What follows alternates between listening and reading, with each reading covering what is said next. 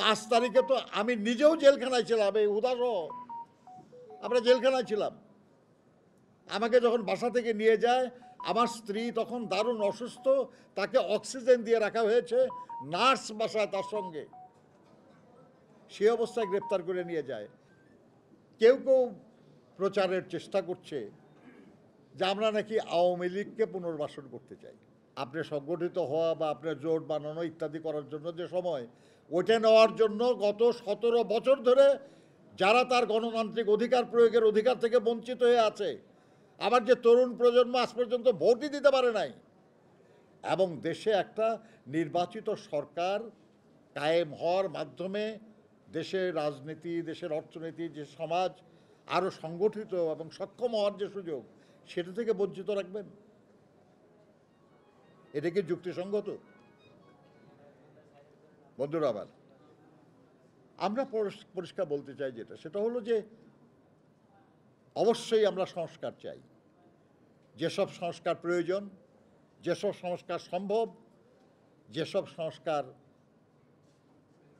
ছাড়া একটা সুষ্ঠু, অবাধ, নিরপেক্ষ নির্বাচন সম্ভব না, এ সবগুলি নিয়ে আমরা করতে চাই। আমরা এটাও চাই যে যত দ্রুত সম্ভব জনগণের ক্ষমতা জনগণের হাতে ফিরিয়ে দেওয়া, যাতে করে এমন একটা সরকার প্রতিষ্ঠা হয় যে সরকার জনগণের ভোটে নির্বাচিত হবে, জনগণের কাছে দায়বদ্ধ থাকবে এবং জনগণকে জবাবদিহিতা করতে বাধ্য থাকবে। আমি মনে করি আমাদের এই আকাঙ্ক্ষায় কোনো ত্রুটি নাই, এই আকাঙ্ক্ষা ন্যায্য।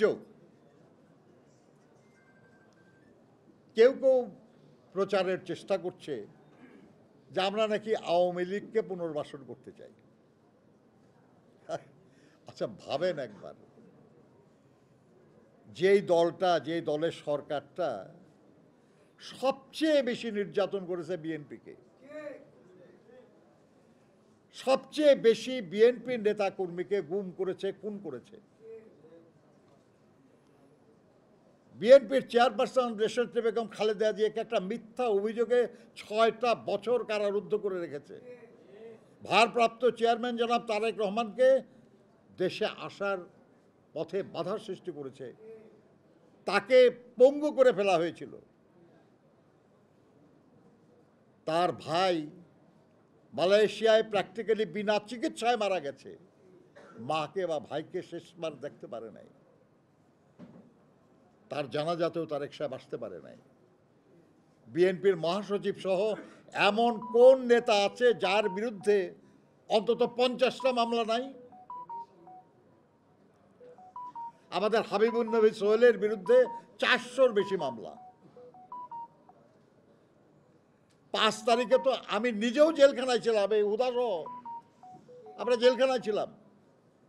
আমাকে যখন বাসা থেকে নিয়ে যায়, আমার স্ত্রী তখন দারুণ অসুস্থ, তাকে অক্সিজেন দিয়ে রাখা হয়েছে, নার্স বাসায় তার সঙ্গে, সে অবস্থায় গ্রেপ্তার করে নিয়ে যায়, ডিবিতে ফ্লোরে ফালায় রাখছে ময়লা কম্বলের উপর। আর আমাদের কথা বলেন আমরা আওয়ামী লীগের পুনর্বাসন যাব, আওয়ামী লীগের পক্ষে থাকবো? এই ফাজলামির কোনো মানে হয়?